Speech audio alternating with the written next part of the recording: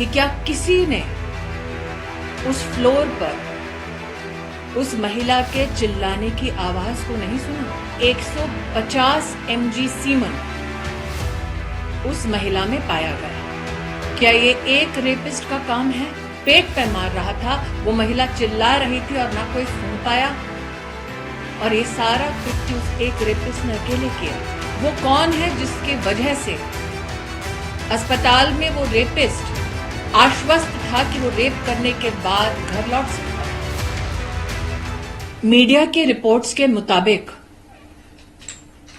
उस महिला के मृत शरीर से, आंखों से, वजाइना से खून बह रहा था। उसकी छाती पर वार हुआ था, पेट पर वार हुआ था, टांगों पर वार हुआ था, दोनों हाथों के नाखून टूटे पाए गए।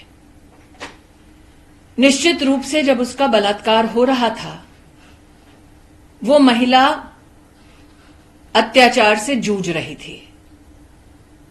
सवाल ये उठता है कि क्या किसी ने उस फ्लोर पर उस महिला के चिल्लाने की आवाज को नहीं सुना? मीडिया की रिपोर्ट्स के अंतर्गत ये भी जानने में आया है कि 150 mg सीमन उस महिला में पाया गया। क्या ये एक रेपिस्ट का काम है? क्या ये संभव था कि वो व्यक्ति उस महिला को रेप भी कर रहा था, टांगे भी तोड़ रहा था, हाथ भी तोड़ रहा था, आंखें फोड़ रहा था, छाती पे मार रहा था, पेट पे मार रहा था, वो महिला चिल्ला रही थी और ना कोई सुन पाया, और ये सारा कृत्य उस एक रेपिस्ट ने अकेले किया? वो कौन है जिसकी वजह से अस्पताल में वो रेपिस्ट आश्वस्त था कि वो रेप करने के बाद घर लौट सकता है? वो कौन है जिसने इतने जघन्य अपराध के बाद भी अस्पताल के उसी फ्लोर पर रेनोवेशन जारी रखा? क्राइम सीन कितना बड़ा है, अस्पताल में ये किसने डिसीजन लिया? वो कौन है पुलिस में जिसने इस महिला के माता पिता को फोन कर ये कहा कि लड़की ने आत्महत्या की है? उस ऑफिसर के खिलाफ अब तक क्या कार्रवाई हुई है? उस ऑफिसर को किसने निर्देश दिया, इंस्ट्रक्शन दिया कि वो लड़की के माता पिता को ये कहें कि सुसाइड हुआ है? वो ऑफिसर और उसका अगर सुपीरियर ऑफिसर है तो वो इस निष्कर्ष पर कैसे पहुंचे, और अगर किसी के इशारे पर पहुंचे तो वो व्यक्ति कौन है? सवाल ये भी उठता है कि रेपिस्ट निश्चिंत है, लेकिन प्रोटेस्टर्स पर मॉब आकर हमला करती है। ये कैसे संभव है कि गुंडों की एक फौज इकट्ठी होती है शहर में और पुलिस को पता तक नहीं चलता? ये कैसे संभव है कि गुंडे आकर, मॉब आकर अस्पताल में तोड़फोड़ करते हैं, और मीडिया की रिपोर्ट ये कहती है उन चीजों के साथ तोड़फोड़ करते हैं जो शायद एविडेंस का हिस्सा है? आज मैं सबसे गुजारिश करती हूं, सबसे निवेदन करती हूं, हम में से कई हैं जो मीडिया में हैं, पॉलिटिक्स में हैं, साधारण नागरिक का जीवन जी रहे हैं। निर्भया के निर्मम कांड के बाद हम सब हिंदुस्तानियों ने आवाज उठाई थी। कानून में भी बदलाव लाया गया, कानून को सख्त किया गया। जुडिशरी में आज महिला के ऊपर हुए अत्याचारों के केस कितने समय से लंबित हैं, इस वक्त मैं उस पर चर्चा नहीं कर रही।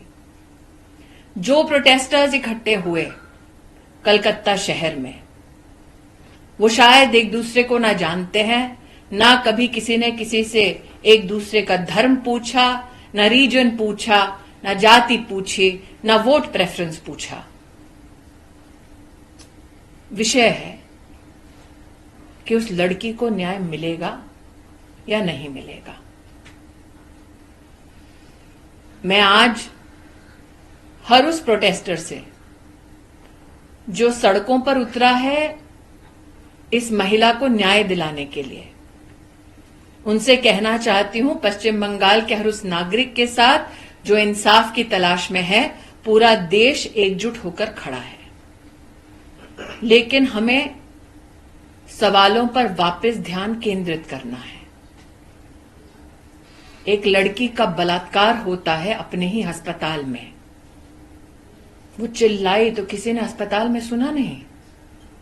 उसकी टांगे तोड़ी गई, पेल्विक रीजन तोड़ा गया, हाथ तोड़े गए, नाखून उखाड़े गए, छाती पर मारा गया, पेट पर मारा गया, आंखें फोड़ी गई, वजाइना से ब्लीड कर रही थी, आंखों से ब्लीड कर रही थी, और ये सब एक रेपिस्ट ने किया। सवाल कई हैं, जवाब का इंतजार जनता को है। मैम, मुख्यमंत्री ममता बनर्जी ने कुछ देर पहले ही उन्होंने भी एक प्रोटेस्ट रैली मार्च किया है। उसमें वो कह रहे हैं कि जो मुझे पता चला कि आरजीकर में जाकर सीपीएम और भाजपा ने तोड़फोड़ की है 14 तारीख को। मैं दोबारा कहती हूं, तेरा रेप मेरा रेप की पॉलिटिक्स को बंद करें ममता दी। क्या अब लड़की के बलात्कार के लिए, उसके इंसाफ के लिए हिंदुस्तान की जनता तभी आवाज उठाएगी उस लड़की की और उस प्रदेश की पॉलिटिक्स को देखकर? और अगर ममता जी को लेफ्ट विंग से इतनी ही परेशानी है तो इंडिया अलायंस छोड़ दें। लेकिन प्रश्न उठता है कि मिचिल विरोध प्रदर्शन किसके खिलाफ किया? प्रदेश की होम मिनिस्टर ममता जी हैं। हेल्थ का चार्ज किसके पास है? मुख्यमंत्री कौन है? तो किसके खिलाफ वो प्रदर्शन कर रही थी? अपने खिलाफ। जनता की आंखों में धूल झोंकना बंद करें। जनता जो जवाब मांग रही है उन जवाबों को दें। किसके आदेश पर यह कहा गया कि लड़की ने सुसाइड किया था? क्यों, अगर माता पिता पिटीशन कर रहे हैं कि 150 mg सीमेन है, तो क्या उसका उल्लेख एफआईआर में है? किसने मॉब को अलाउ किया एकत्रित हो और प्रोटेस्टर्स को पीटे? प्रोटेस्टर्स अनसेफ है, रेपिस्ट और मॉब सेफ है। ये कहां का न्याय है? इसके पहले जब घटना घटी, ममता दी कल ये अनाउंस किया कि हम लोग 10 लाख दे देंगे जिसका बलात्कार हुआ है उसकी फैमिली को। ये कैसा न्याय है? मैंने मीडिया के माध्यम से सुना है कि परिवार ने पैसा नहीं, इंसाफ मांगा है। ऐसे परिवार की दुख की घड़ी में सांत्वना के साथ साथ हम सब मिलकर उस परिवार को इंसाफ दिलवाएं तो उस महिला को वो हमारी ओर से सबसे बड़ी श्रद्धांजलि होगी। मैम, मेरा एक क्वेश्चन है मैम। पोस्टमार्टम, एक second please. Postmortem report RG Kar के डॉक्टर ने ही रीड की है। उसमें पता लगा है जो 151 ग्राम जो सीवन मिला है, लिक्विड फ्लूइड मिला है, उससे ये पता लग रहा है ये रेप नहीं बल्कि गैंग रेप हुआ है। अगर ये गैंग रेप है और अगर पोस्टमार्टम के बाद ही, जैसा कि आपने कहा, इसकी जानकारी पुलिस को थी, तो और कितने अरेस्ट किए हैं कलकत्ता पुलिस ने? इस विषय की जानकारी डॉक्टर्स को है, मीडिया को है, उस लड़की के माता पिता को है, अब कोर्ट को भी है। कलकत्ता पुलिस के पास ये जानकारी अगर है तो उन्होंने क्या कार्रवाई की, अब ये सवाल उठता है।